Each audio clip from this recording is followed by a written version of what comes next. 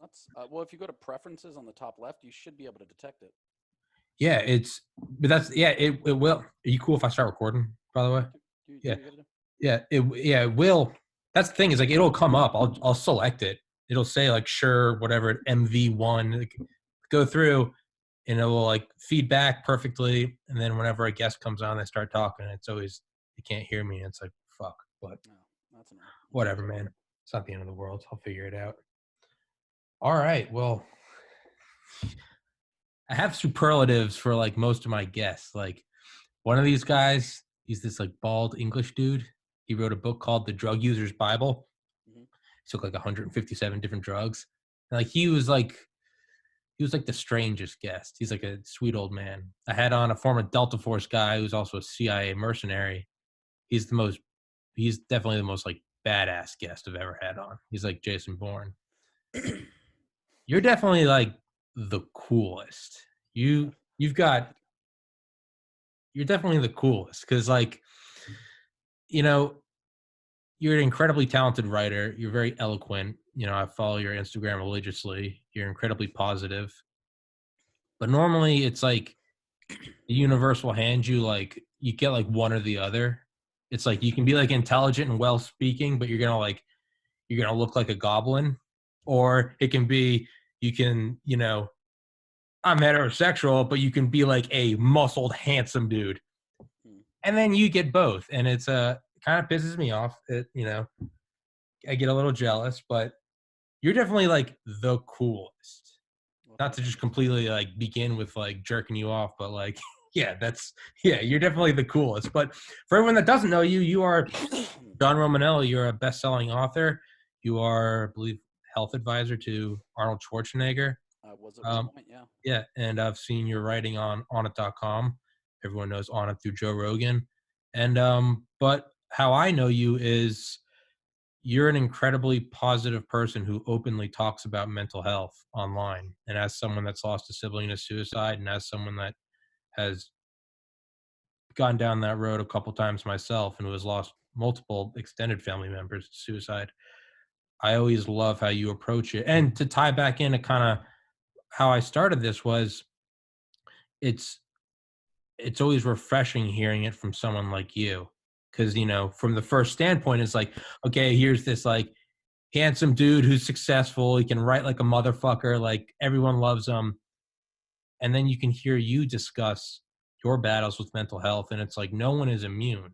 It's not, it's, my older brother was doing research with Georgia Tech and had a smoking hot girlfriend, and he took his life. And it's, to me, it sort of shatters any, not the assumed stigma of, mental health as a stigma, but rather you would see someone like yourself, or like my who's ironically named was John. And you always think, well, no, not that guy, what could he have wrong? Or, Robin Williams. It's like, well, what could he have going on? And then it's like, dude, you know, mental illness comes with, and it fucks everyone with the same dick with no preference. It likes to fuck over lives, period. I'm babbling on without letting you said a word. How about you introduce yourself, man? I'm sorry. That's okay. I appreciate it.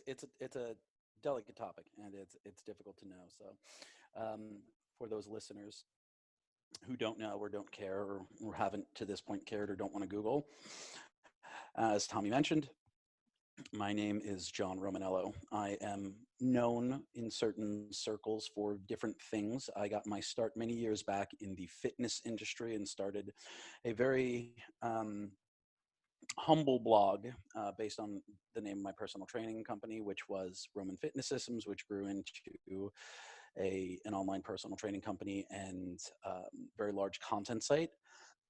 Then transitioned into my second company, Wellspring Media, which is more of a business and consulting firm. We work with small to mid-sized businesses, entrepreneurs looking to build their business or their platforms. We work with brands who are interested in establishing brand narrative. And as a facet of that, one of the arms of that is writing mentorship. And I help people write books, particularly people who have an existing platform. I have worked with everyone from Arnold Schwarzenegger, as you mentioned. I've worked with doctors and lawyers. I have worked with any number of fitness professionals. And it's been an interesting, circuitous journey, which has had at various points pivots that now in retrospect seem inevitable, but at the time certainly seemed surprising and unexpected. And one of those was a pivot into mental health advocacy and being very open about my own struggle with depression, suicidal ideation, and a number of attempts on my own life. And within the context of this conversation, I think we'll probably focus a lot on that. To touch on what you said, mental health does not discriminate.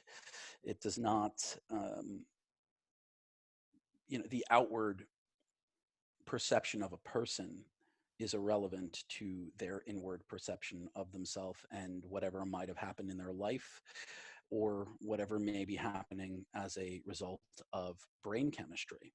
And there are people like Anthony Bourdain who, to the outside world, has made it to the pinnacle of his career and is known across the world, gets to travel the world, eating good food, being in, the coolest places, doing the coolest things, is universally loved and regarded by his fans, and it helped create a genre of television. I think in a lot of ways, Tony created vlogging, and none of that mattered. When you're alone in the wolf hours of the night and the demons are attacking you in the ways that only they can, all that matters is how you get them to stop.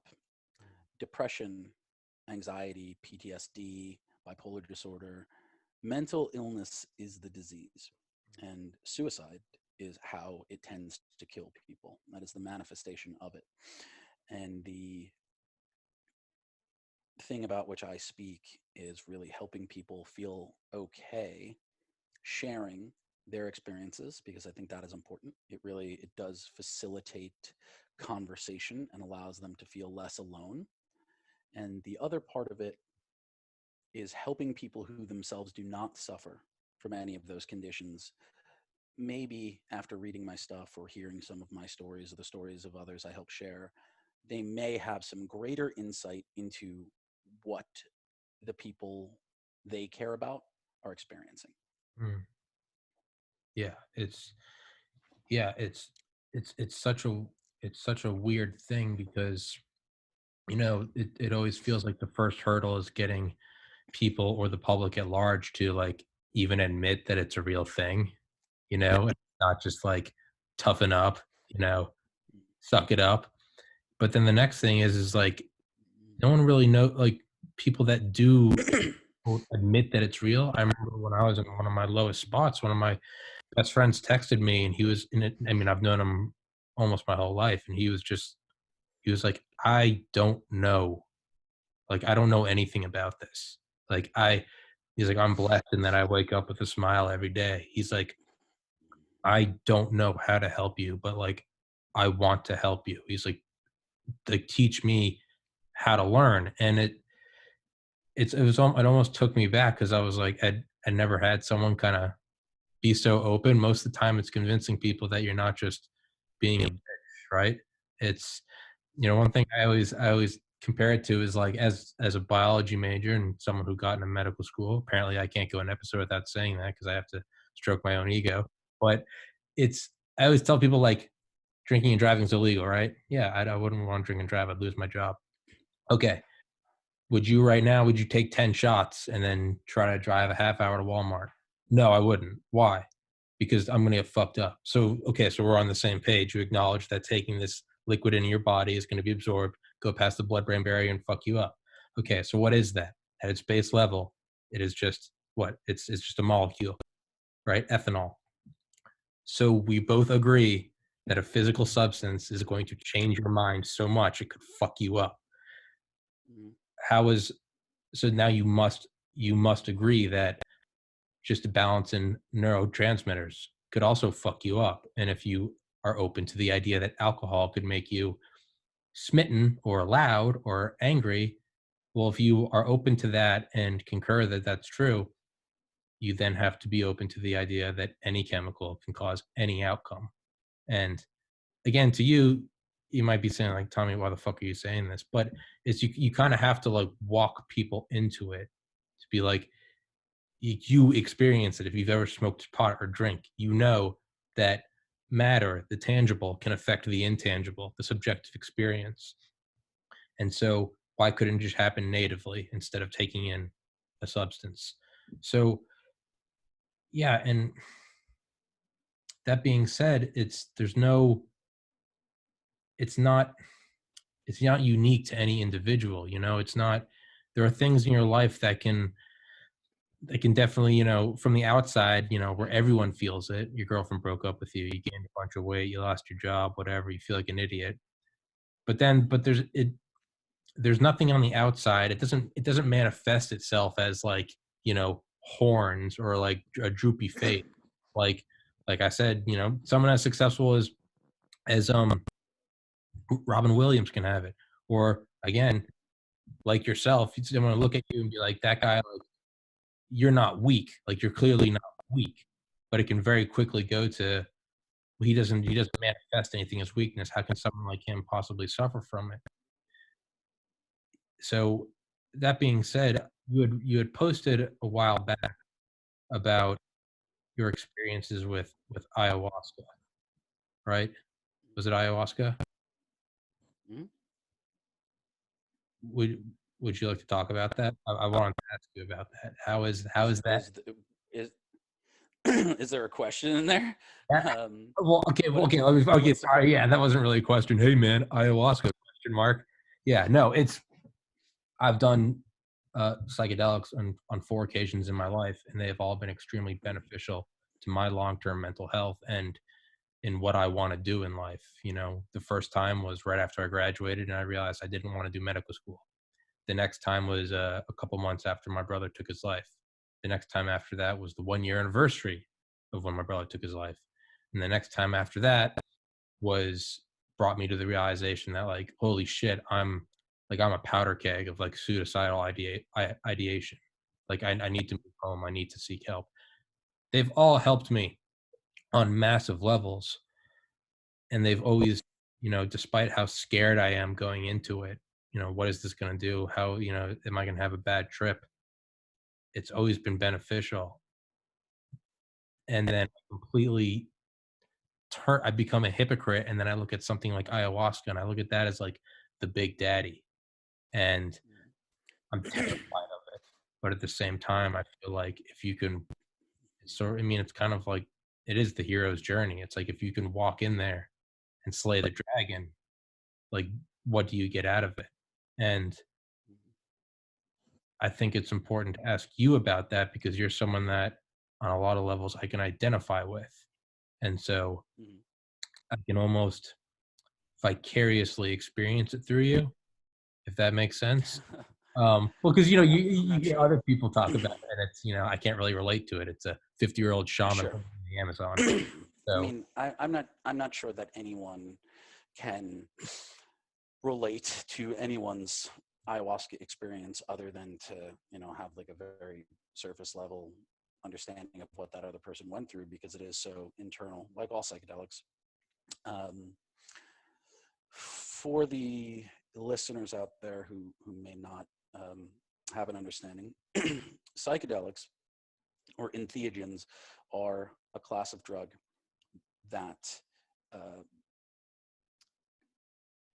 what they do in terms of your experience is they lead to your ego dissolving, which mm, means an ego, I you know, by that I hope everyone understands, I don't mean conceit or arrogance. Ego is the Latin word for I.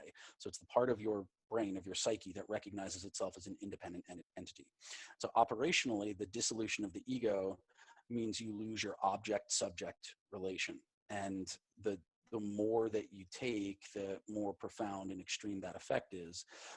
But there's still a part of your subconscious that recognizes itself as an individual or as a part of as a conscious thing, and so now it can analyze you objectively. And from a medical perspective, psychedelics, you know, if you don't want to think of them as spiritual if you just want to look at them as chemicals. They activate a part of the brain that is not normally active. This leads to activation of the cerebral cortex, and it affects the way that you perceive light, and you see everything from fractals to optics behaving differently, and what people consider hallucinations. But all of them are useful in the right contexts, and their purpose as medicine is to help you heal, or to allow yourself deeper knowledge of yourself. And the dissolution of the ego is necessary for that, because our ego, our understanding of the self, is not just this outward facing thing that we're like, okay, that's who I am. My name is John, and this is where I am, and all that.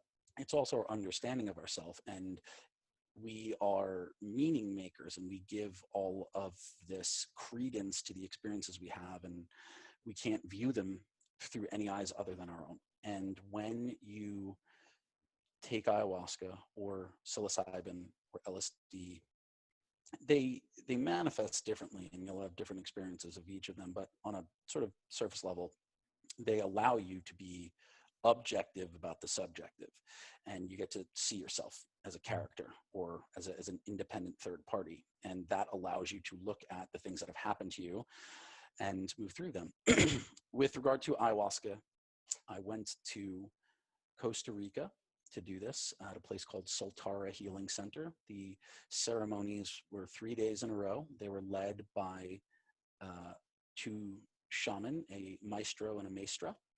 And I've detailed that. If you're interested, you can go to johnromanello.com/Aya, AYA, and I have an article or an essay about that, which contains links to not one but two podcasts I did about it with my partner Amanda. And my experience was challenging on the first night. I took enough that I was able to have a partial ego dissolution, and that is challenging because you still are you, but now you are looking at all the things you've done or experienced in a new light, and so they're very fresh. The second night, I had a deeper and complete ego. Nope. Second night was I took less of the medicine. That was much gentler, and then the third night I really blasted off, and I went through a lot of stuff. There's not a lot I can say about the experience of ayahuasca that hasn't been said by others, or that I haven't said before. It isn't radically different from the experience of mushrooms, if you've used that, at least in that, like, at the end afterward, you will feel similar. Like 2 or 3 days after, you can feel pretty much the same, depending on your dosage of mushroom. Yeah. The thing that makes ayahuasca sort of special unto itself is the way that it is delivered. It's a tea brewed from the vine and the leaf of a plant, and when you drink it, you almost always have a gastrointestinal reaction to it. And so mushrooms are they're known for giving you like gut rot, which is basically you eat them and then the next day, like, you have some tummy trouble, and like you'll burp a lot, and maybe you'll have some bowel issues, either loose stool or diarrhea or something. But it manifests the next day. And so your mushroom trip is like, yeah, I'm like a little burpy, but this is fine. When you take ayahuasca, the thing that even people who don't know much about psychedelics know about ayahuasca, they always ask, like, did you shit yourself? Were you vomiting? Yeah. Like, yes, mostly everyone vomits. They give you this bucket, like, as you're in ceremony, into which you are supposed to vomit. And that is part of the ceremony. You don't have to vomit. You are the response of the human body to this particular compound is to vomit. That's, you will sweat, you will have snot, you will cry, you may shit yourself. I don't think anyone shit themselves, but you may have to like run to the bathroom and go. Yeah. You have cognition, and you can locomote under your own power to get to the restroom. John? Oh, sorry, I don't know what happened there. Yeah, no, you just froze up. Yeah, you said move under your move. Still get to the restroom. Yeah. You can still get to the restroom, but purging is part of it. And I think that when people who have done other psychedelics look at ayahuasca as like the granddaddy, although that's an incorrect name, it's the grandmother, because Okay. ayahuasca is it's a female plant. Okay. A lot of that fear is just stuff that it's detritus that you pick up and get stuck in your head from all of the people who just talk about the vomiting. Okay. It's it's a 4 to 8 hour experience depending on how many times you dose, and during that experience you're probably going to puke.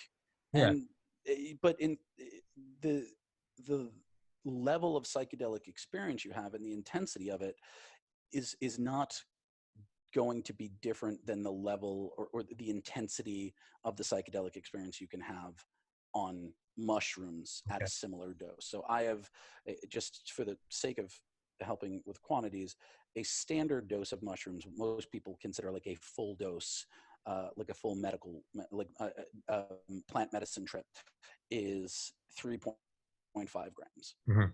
A hero dose, what's called a hero dose or heroic dose, Yeah. is 5 grams. Yeah. I have been in mushroom ceremonies where my first dose is 10 grams, and then my second dose is 8 grams, and then my third dose is like between 4 and 5.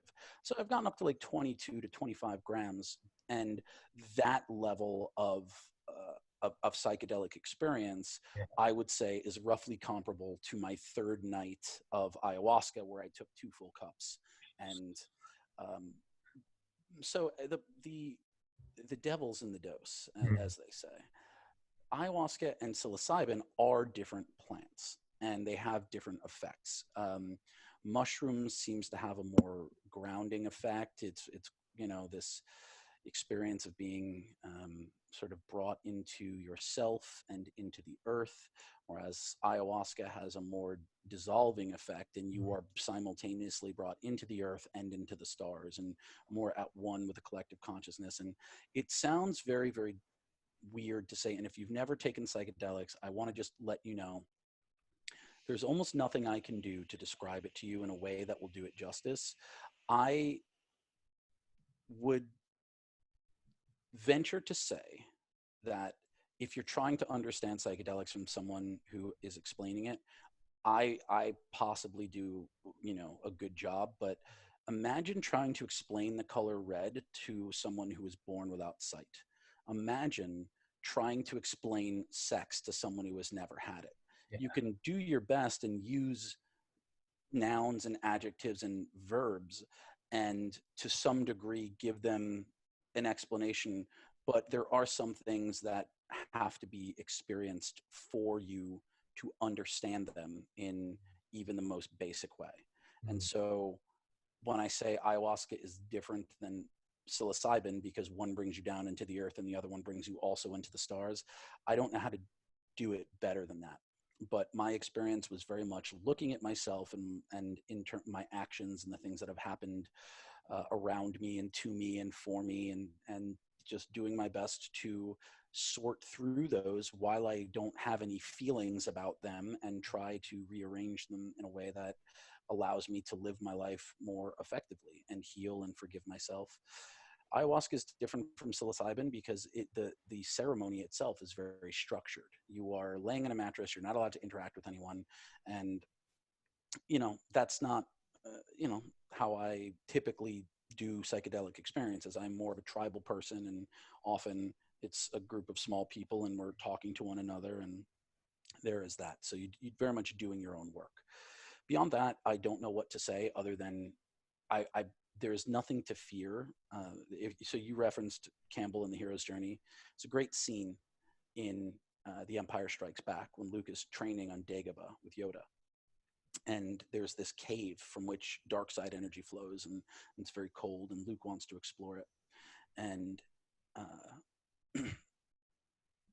Luke goes to bring in his, he's belting on his utility belt, which has his blaster and his lightsaber. And Yoda says, "Your weapons, you will not need them." And Luke asks, "What's in there?" To which Yoda replies, only what you bring with you. And Campbell says, the cave you fear to enter holds the treasure that you seek. He elsewhere says that there are always guardians. Yeah. And in that particular case, what Luke is seeking is resolution and with his father. And so he runs into Vader, but when he is able to defeat him, he sees himself behind the masks, because what he really needs is first resolution with himself. And with ayahuasca, you are the only stuff that's there is what you bring with you. That what you said about stepping outside and looking at them with no feelings, that it almost made me think of like, it's like surgery with and without anesthesia. It's like without it, it's like pre-Victorian era medicine. I read a book about that literally used to go in there and it'd be like a big guy would hold you down and he would literally just go in despite you screaming and trying to get away. You know, the best doctors were the ones that could do it the quickest, because the people wouldn't struggle and accidentally get, chopped up in ways that they weren't meant to.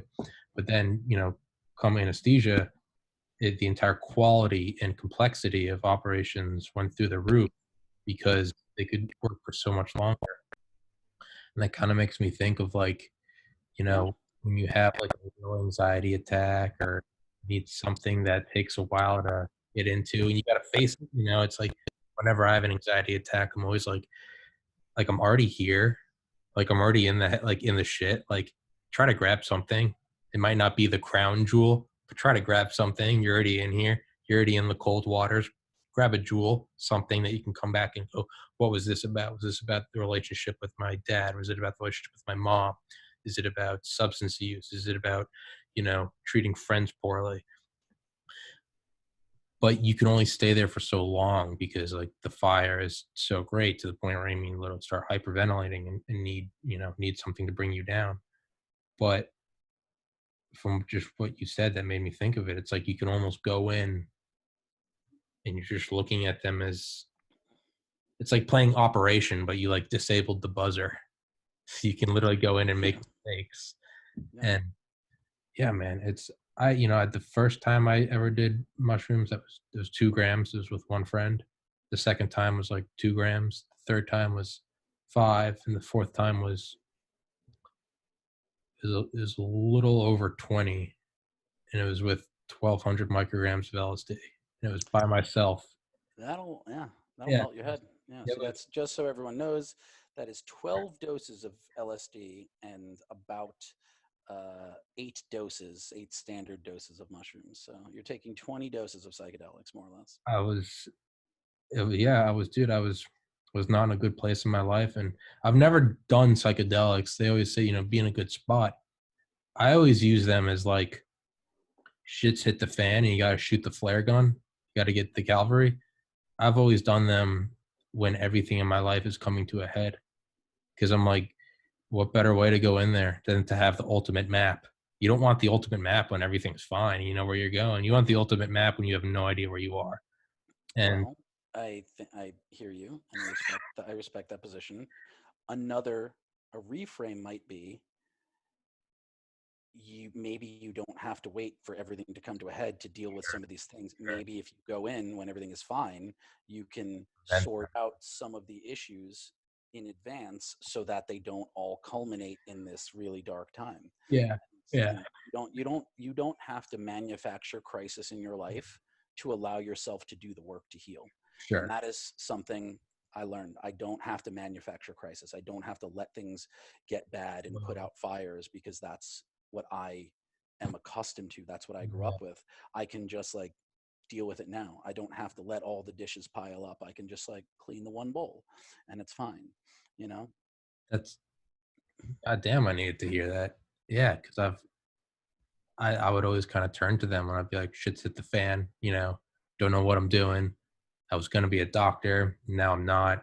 Girlfriend's parents are kind of like, thought you were going to be a doctor. Girlfriend at the time. My parents are kind of like, thought you were going to be a doctor. I was in really good shape my whole life, and then gained a bunch of weight after I lost my brother. And it's like, well, shit's hit the fan. Like, what better way to? Sure. But yeah, even now, like I haven't done them in several years, and it's because, for the most part, despite the ups and downs, that I've told myself, like, I'm not at a crisis. I don't need them right now. I think But that what you might be doing there is you are putting these medicines in a box, and you're like expecting them to fix. This is like an in case of emergency break yeah. glass. And while they can be used for that, like there are sometimes it is better to be proactive than reactive. Mm, You mm, don't need to create, again, you don't need to manufacture crisis. And I don't necessarily say they're like prophylactic, but um, they don't have to be this magic bullet where you're like, all right, I don't know what to do with my life. I'm going to take these psychedelics and figure it out. Because what if you don't? What if one time you take the medicine and it has no answers for you? Because many times we take the medicine and we go through the process, and then there's nothing there. And then you go back and you think about that experience 2 years later, and that's when you find the lesson. And my concern is the the process by which you are using these medicines can be a little bit prohibitive in terms of the timeline. Because mm, if you go in and you don't get the lesson right away, are you going to be in a worse spot? Because now you've exhausted the one thing you expected to provide the answers. And yeah. so it might be helpful, since right now things are relatively stable and going well. There's at least there's nothing, tumultuously wrong, other than the impending collapse of the republic and the Yeah. encroaching pandemic and Pandemic, the global financial warming, collapse of the country. existential void surrounding us. Aside from those, Aside from those things, which are, like going on for all of us, but not specific to you, yeah, it seems like everything's all right. So might be the time yeah, for you to just pay yourself a visit. yeah, And that is not, me suggesting that you do it. I'm just creating the option. I'm giving you like the permission that you haven't given yourself, that you don't have to. And this goes for therapy, it goes for psychedelics, and you talked about surgery. You don't have to wait until the wound is so bad that you mm, can't move. You can just get something fixed. Like, we all do this. We all tend to wait until things are so bad we can't bear it. And this is a psychological function of humanity. Right? We're very evasive, and this happens with fitness. It happens with business. We and we try and touch on it in copywriting and business. We really, what's called agitating pain within the context of business writing. When you're trying to get people to take action on buying a service or product, you you go in with the assumption that, like most people, the prospect reading this page will only change once the pain of staying the same has become too great. And so how do we increase that pain so they do this thing? And sometimes real growth is like not having to wait for it to get terrible. You can just do it now. You can just fucking fix it. You can just deal with it now. that was brilliant. I was not, I was not at all ready to come into this and get some personal growth out of this, but I'm pleasantly surprised. Yeah, I think what you said is probably what hit the most. Give myself the permission. Yeah, there's sort of this, you know, yeah, don't go to, don't seek help until you got to call an ambulance, and yeah, and I wonder what the condition of that is. Like, is that a societal thing? Is that how I'm raised? It's, f- lift yourself up by your bootstraps until like you can't find your feet and then call help versus, it's like why our medical system is all about treatment versus like, well, what if you just learn to exercise and eat your fruits and veggies and take a multivitamin? It's Sure, but I do think that a lot of it is cultural. We don't want to ask for help. A lot of it is uh, ingrained in our society, particularly how we deal with men and our perception of masculinity. mm, And we argue, as mental health advocates, we constantly are trying to overcome the stigma of there's, and helping people understand there's nothing wrong with asking for help. There's nothing wrong with needing help. And that goes for everything. And it does, whether it's like, you just don't have to wait until things get really bad. You're allowed to ask for help, but we all do. We don't want to be a nuisance. We don't want to take up space. We don't want to bother anyone. We don't want to like be seen as weak or whatever it is for you in particular. And it can be any number of a dozen dozen different things. But at the outset of this conversation, we sort of entered into a world wherein we both want to help people understand it's okay to ask for help. It's okay to need help. None of this is wrong. No person does life alone. And that goes for you and for me. And if there's healing to be done, if there's work to be done, you don't have to wait until there's something Yeah, terrible. You can just do it now. that was fantastic. You should be a therapist, man. Kind of are, dude. That was brilliant. I'm having my own little like psychedelic, like, yeah. It's like the way I describe like figuring things out on psychedelics aren't like, it's not like you got some like supercomputer to figure out some like protein folding, simulation that you never could. It's instead, it's like, it's not my analogy. I wish I could take credit for it, but it's like staring at an optical illusion and then you finally see the face Yeah. and you're like, oh my God, it was okay. And Right there the whole time. Yeah. yeah, that that's what I get from psychedelics. It's right there the whole time. That's what I'm getting from this. I'm getting from this talking to you. It's just this like, oh fuck. It's absolutely true. Like, if I'm starting to get burned out, it's like, don't wait till you're burned out to take a day off from podcasts. Like, you're feeling fried, like, take a day. Maybe don't hit the gym. Just take a day, breathe, take a warm shower. It's okay to not take a cold shower today. Chill out, maybe have some Nutella, Mm-hmm. go nuts. But come back tomorrow. You don't need to wait until you're fried. I think, yeah, I mean, I think a lot of it is I'm still going on momentum from just being like a pre-med automaton. Um, Back to the kind of, everything's relatively well, except for, that's how I was looking at it. I'm like, everything's going good except for the part where I'm this like self-aware descendant of an ape living on a rock, flying through the void, and I don't understand what's going on, and no one does. And is this just a dream, or are we the imaginations of ourselves? Do we live in hell? Is this heaven? Aside from that, everything's good. Like, how are you dealing with um, quarantine? So I talked to a therapist pretty frequently and have for several years, and what she said to me was, she said of her patients, she said my of everyone I know, she said it seems like my patients are actually kind of faring better Mm-hmm. than just the average Joe, because it's like, it's like almost like the Hulk meme. Like, it's almost like I was born for this. It's like you've been fighting the demons every day. So when society shuts down, it's like, bro, this is the least of my problems. Like, I've been bare knuckle boxing with myself every day for 10 years. How are you dealing with it, just in general?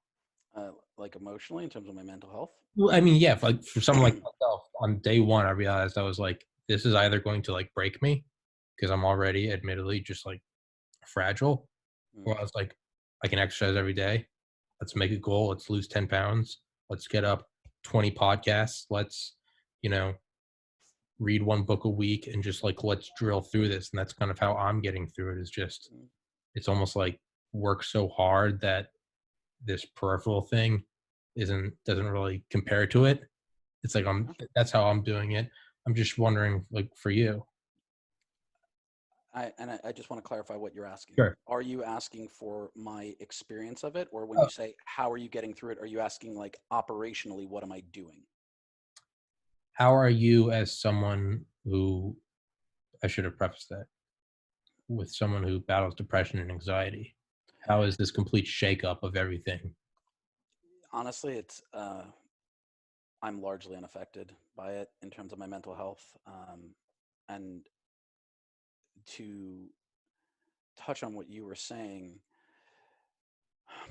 because I grew up in an abusive household and because I suffer from mental illness, um, my nervous system and my psychological structure is conditioned to function in like very well in periods of high stress, Okay. which is why over time, like in my life, I was like, oh, things are too smooth. I gotta fuck it up. I gotta like ruin this relationship. I gotta, whatever.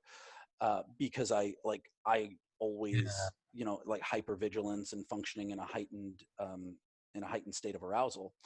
And so for me, because of that, level of conditioning throughout my life, this feels fine, and it feels very familiar. And I am more likely to have my breakdown after it's all, when things go back to whatever the new normal is, when we're not in quarantine, when people are back in public places, and I predict, and I don't want to say probably, I don't want to, I predict I'm likely to have a pretty big emotional downturn. But I'm okay right now. I will also mention that in terms of the way this is affecting my life, I am pretty unaffected. I'm out in California at the moment, which is strange because I feel very disconnected from my home state, my home city of New York, and seeing how difficult it is for them, and seeing that, like, New York has had, like, my city has had 12,000 deaths, and it's tremendous. And so, I'm disconnected from it, but I think I'd rather not be there and witness the apocalypse in a weird way, although I guess there might be some, if I really dig, there might be some guilt about not going down with the ship. But I'm largely unaffected. My business is online, and while all of my workshops have been postponed, they're not, it's only a couple months, and that's fine. And so, like, I'm probably, I'll make that income up other ways. I've taken on some new clients, and I am out in Cali with my dog and my partner and her dog, and we're not seeing anyone else, but we're both working online. We've taken a little bit of an income hit, but it's totally manageable. And we're very privileged. We are very aware of our privilege, and that nothing has affected us directly. There's a lot of indirect stuff. My family back home in New York is very affected. My friends back home are very affected. But so as someone who works from home anyway, like, I haven't felt the need to be like, I got to pick up all these new hobbies. Like, it's, I'm cooking more and I'm cleaning more, but I'm not getting dressed, and I walk my dog more to get out of the house. But it hasn't required me to have any sort of radical shift in behavior. But being in proximity, very close, even closer proximity with Amanda, has created, a few moments of tension that have provided opportunity for us to just have deeper conversations and get better at communicating. And we certainly didn't go into this experience thinking, oh, it's going to be make or break for our relationship, because we don't think like that. And we just never assumed that anything would be make or break, and it hasn't been. But it certainly has, like, given us tools that are very helpful. And I think that getting through this experience it's made our relationship, like, a lot more fun and strong. We get to just, like, be silly and hang out, and we're, like, playing games and do stuff we would normally do. And in the year and a half we've been together, we've had exactly 2 arguments. We've had a number of challenging discussions, but, like, only 2 times where we, like, argued, and they were both, like, over in 10 minutes. And so neither one of them was during this time. So it's been honestly really fine for me. It's been fine for Amanda. We're good. We're, what's been hard for me is watching all the craziness unfold online, whether it is the conspiracy theories or the ridiculous bankrupt arguments that people are making with regard to, if you don't come out of this with a new skill set, thing.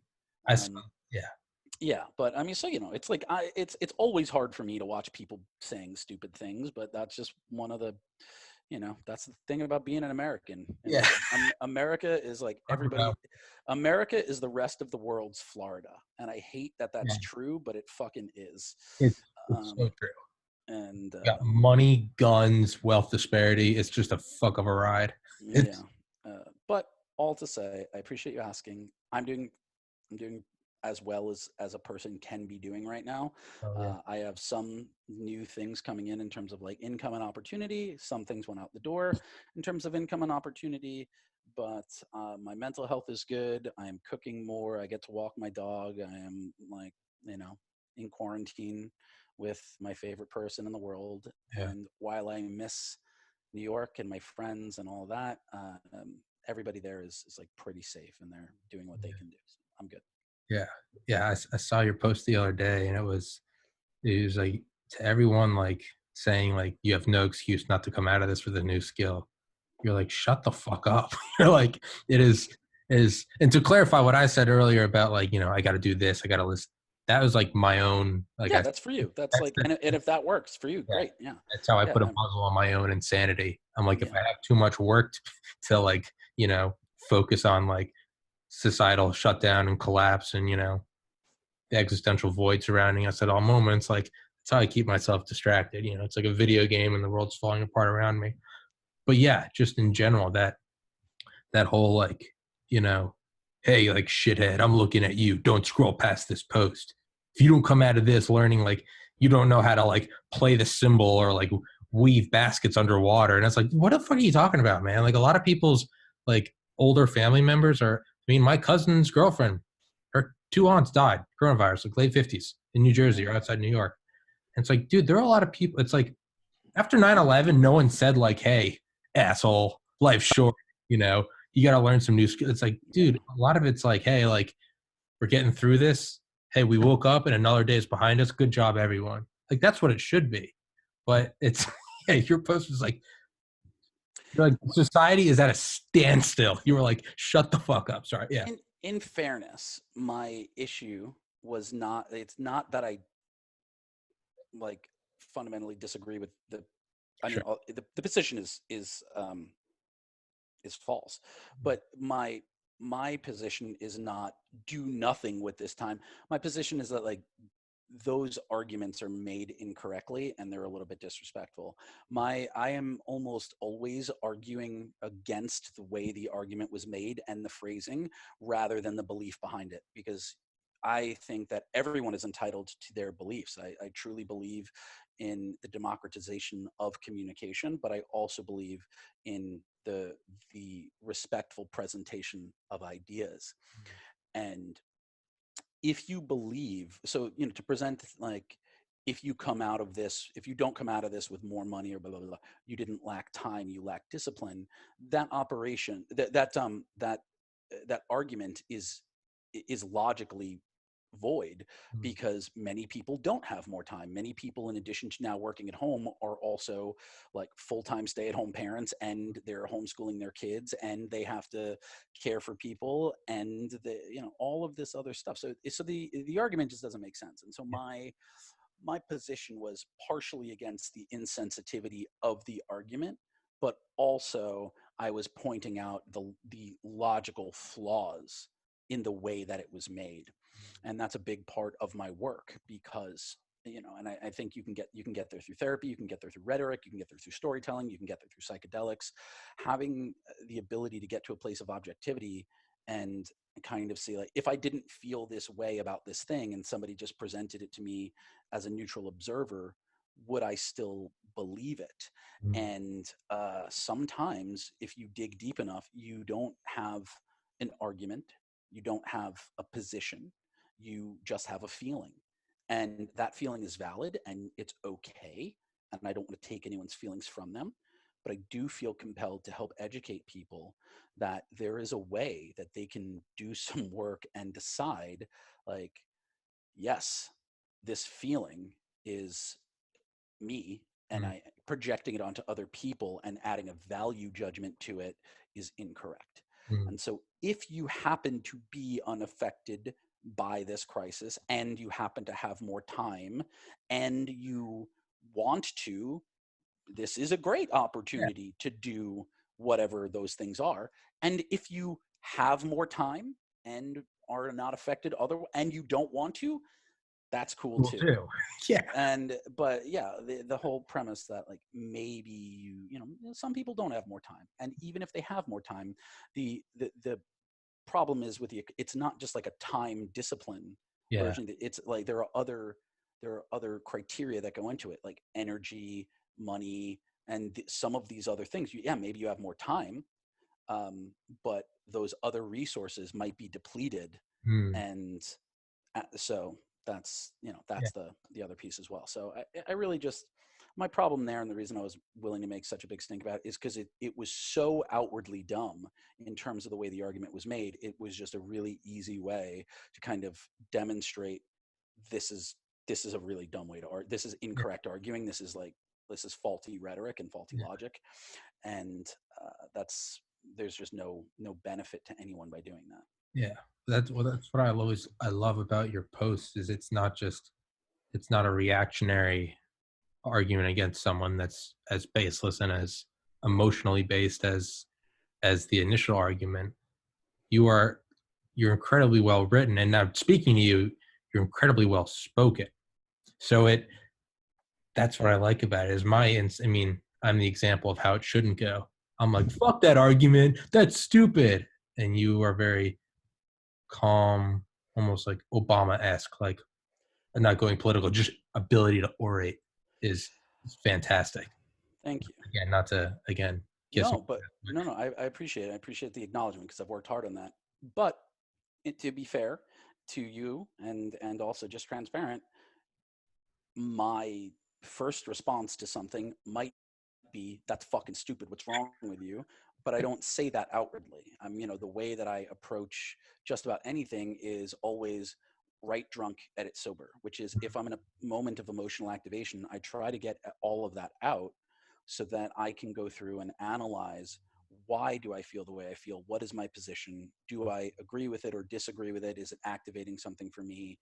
And is there a way to say this that is defensible? Because I understand that his position is based on a feeling.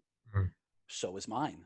mm, But I happen to be willing to take my position and my whatever it is I think is quote right, and push that through a nexus of uh, like a rhetorical checklist, and mm. then find a way to present it that is in line with argument and logic. And I don't I do not hope that everyone will do it. I don't waste hope on that, but it's the way that I like to take care of things. And that whether it's rhetoric or copywriting, there's great benefit to knowing how to do that. It will help you in your life, and you'll help when you're in your relationships. It will help you in your writing. It will help you in your podcasting, and it will help you in your self-development and your psychological healing, because there's so much value in being able to as quickly as humanly possible get to the moment of objectivity, and just say, oh, I don't have a point. Yeah. I don't have a point. I have a feeling. And Yeah. then just work through that. Yeah. And sometimes that happens in the middle of a conversation with someone. And a number of times I've been in what some people might call an argument with some people, and they say something, and it just something clicks, and I'm like, oh yeah, no, I didn't think of that. Nope, now I agree with you. You're right. Yeah. Okay. Yeah. And it's such a helpful thing to be able to just fall into that and be like, oh, no, yes, I changed my mind. Now I agree with you. Yeah. Yeah. And just, most people are unwilling to be wrong in that way. And the more you study rhetoric and copy and therapy and all of that stuff, it gets you to a place of objectivity, because I'm not interested in being right to make someone else wrong. Mm. Sometimes I'm interested in peace. Other times I'm interested in consensus. Other times I'm interested in explanation, but I don't want to be right just to be right. Yeah. Just There's not anything winning there the for long me. ball. Yeah. Right. And sometimes, when I'm, if we're, it depends. Like in a case like the one we discussed, I don't mind being what's called heuristic about it. And heuristicism is a type of argument where you see it in debate, where you're like scoring a lot of points by Mm. proving someone wrong. And if my goal is to be heuristic, then, and it's not just because I want to like dunk on this person and tear them apart point by point, it's because I've entered into that conversation with an awareness. I will probably not change this person's mind, but Mm. the argument isn't solely about them. Similarly, like if I run a presidential debate, I am not going to change my opponents. Like, if we're on opposite sides of this political issue, Yeah. I'm not going to change your mind. But when I go through point by point and show you, and it's about the people watching, Mhm. and for the purposes of my audience and the people who I am trying to educate, if I'm being heuristic, it's because I want them to consider all of these points, not just because I want to tear someone apart. Mhm. And there's a lot of ways to do it. Sometimes my ego, I try to get out of it as much as possible, but I will openly admit that when I'm like crushing a debate, I am like, there's a part of me that's really excited to be doing so well, and that's okay. And Yeah. that's part of the work. Yeah. Yeah. You play the position of like, yeah, of competitor. Um, yeah, I was gonna say, talking to you in person as opposed to messaging. I don't know if you ever listen to or read any Alan Watts or Ram Mm, Dass, yep. but they talked about. I don't know if it was them or if they were quoting someone, but they're like, you can always tell when you're talking to. Again, apparently this episode, I'm just kissing your ass. But you can always tell to someone that is, that has worked on themselves more. It's like you can always tell because it's almost like it's like when you say or bring up reactionary things to them, it's almost like throwing a rock down a bottomless well. You're used to throwing it, and you're like, "Where's the crash?" Mm, And you're like, "Where is it?" And there's no, it doesn't spit the rock back at you. It's just you don't really know what to do.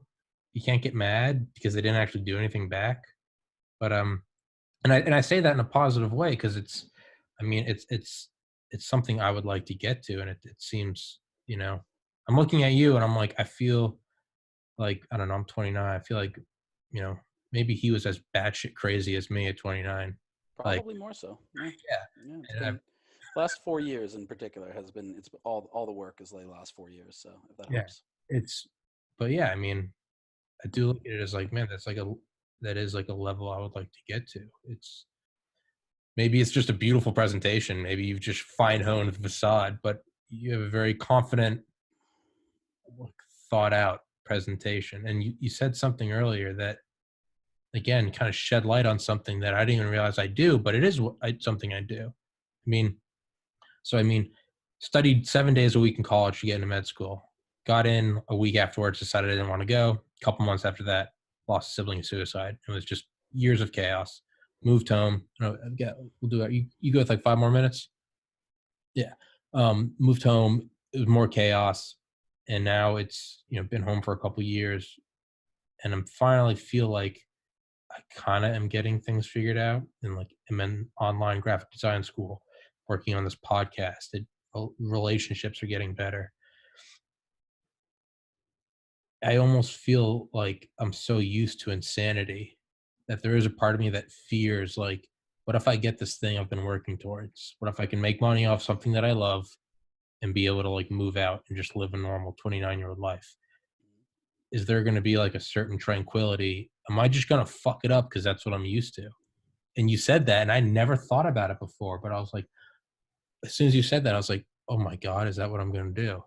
Like, is it, how have, how have you grown from that? How have you become less of an insane person like me into the seemingly balanced person that you are now, that I hope to become? Mm. Well, firstly, it might be helpful to stop talking about yourself like that, Yeah. and to stop referring to yourself as an insane Okay. person, and to accept that the tendency you have, the patterning you have, you didn't choose it. You didn't just decide, I'm going to be the type of person who thrives in chaotic environments. uh, you have to acknowledge you're not thriving in chaotic environments. Mm, You are familiar with them. I'm a mm, big fan of the specificity of words. It's very important to me, and people misuse words often. Not words like saying literally when you mean figuratively, but we conflate words that mean, that can mean in different contexts similar things, but they're very different. Mark Twain said the difference between the right word and the nearly right word is the difference between lightning and a lightning bug. And many times people use the word comfortable when they mean familiar. uh, So I don't think you're comfortable in chaos. I think you're very uncomfortable in chaos. But you are familiar with it. And Okay. sometimes the familiarity is less scary than the unfamiliar unknown of tranquility, because what can happen there? I'll have to sit with myself. I'll have to be quiet. I Mm. will have to, now do this work. And so am I likely to get this thing that I want and then, quote, fuck it up to create chaos? Possibly. You very possibly are. The first thing I would tell you is to realize that getting the thing that you want will not give you what you want or need. There's a great piece that there's a couple of pieces that I wrote about the hero's journey and how the prize is not the prize.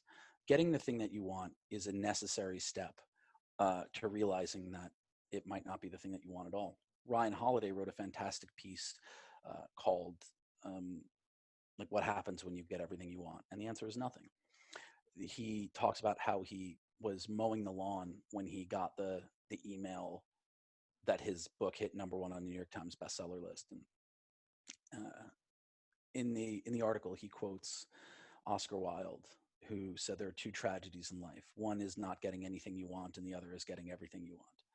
And the truth is, and I don't believe that you're at a place where you can accept this yet, but you will come to see this retroactively. The truth is, you may get the thing that you want and then realize that, like, the thing itself, the tangible thing, the podcast that makes money, career, whatever, those are things that you wanted, but they're not the thing that you need, which is this feeling of healing, of being okay, living a normal life, whatever that is. Mm. Maybe they'll allow you the finances to live self-sustainingly, and that will feel good in a way. You have to heal this feeling that, like, you're not good enough because you dropped out of med school.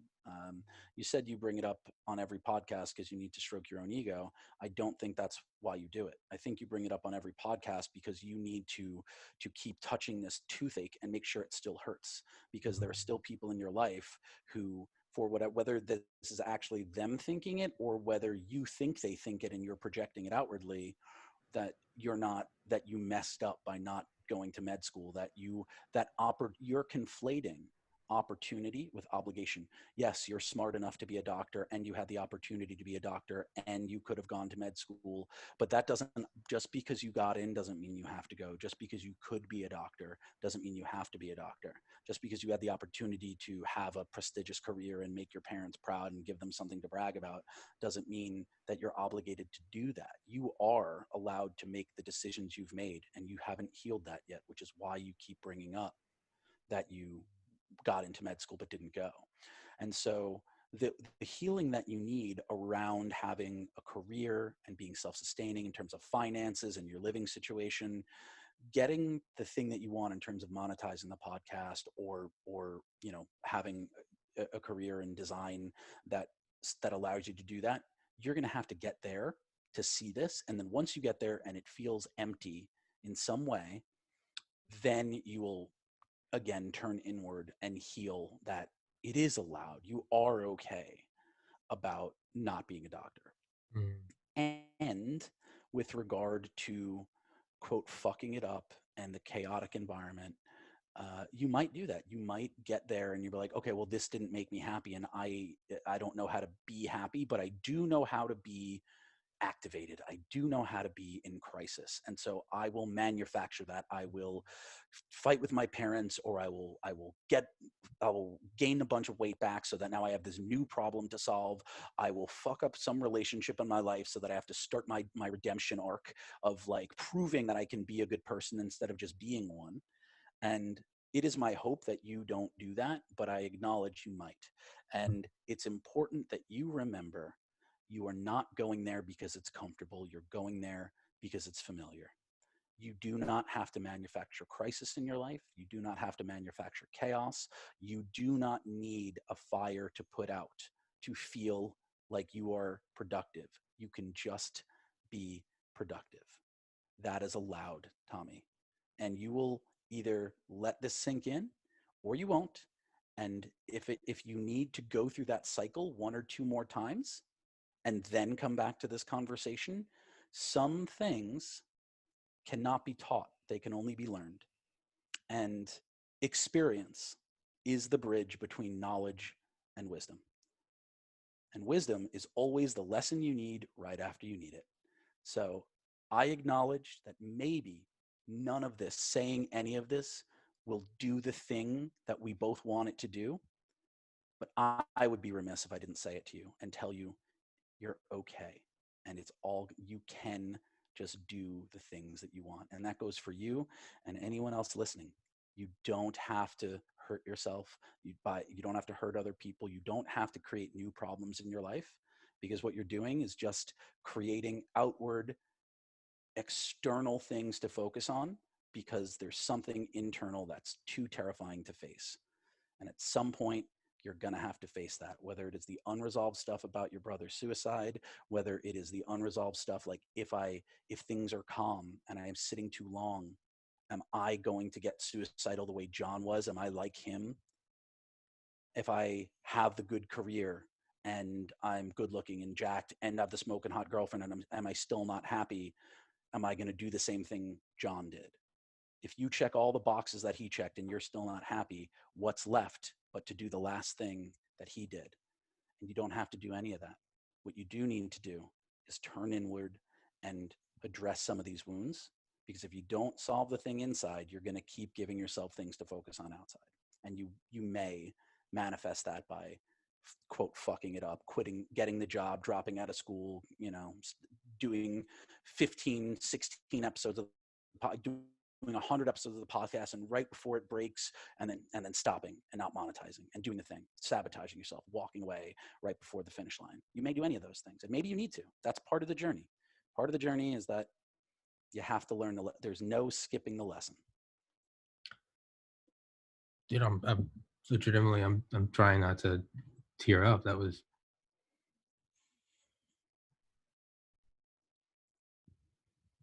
yeah, man. I'm gonna cut this part out. It's just me. Yeah, take your time.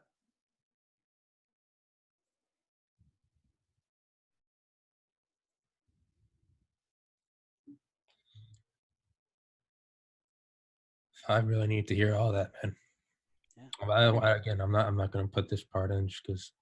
It's okay. Fuck, man. I feel like I should be paying you for this therapy session. It's just here's another little piece of quotable knowledge. There are some things that can never be paid back. They can only be paid forward. I don't need anything from you. There's nothing that you are in a position to do for me that is going to help me as much as this conversation is helping you. So you have to pay it forward. At some point, maybe it's 10 years from now, maybe it's 5, maybe it's 20, someone else will be sitting there and you'll be sitting here, and that they will need to hear some version of this. And as long as you carry this conversation in your head and in your heart, whether or not it helps you right now, at some point you have it with them and our debt is cleared. God damn. John Romanello, 2024, the person we all need. Dude, you know what? I'm just going to upload the whole thing. That will help me with my own ego loss. Yeah. I don't want to depart in the midst of such weighty No. You have to go. 10 minutes longer than you said, and No, it's fine. So thank you so much for this conversation, for being vulnerable to me and to your listeners. I know they'll appreciate it. I know that you were thinking about cutting that part out, and I'm glad that you've decided not to, because there's so many people, particularly men, who are feeling the things that we feel, and they're sitting with the fear of letting the world see it. And so I think that you hear that, Lo? It's like, you just leveled up. Uploading this is you leveling up, and I'm proud of you. I've got to go. Thank you, man. man. We were able to do this, and stay healthy, stay safe, and anything you need, man, reach out. Thank you so much, Sean. Thank you. Take care. Talk Peace. soon.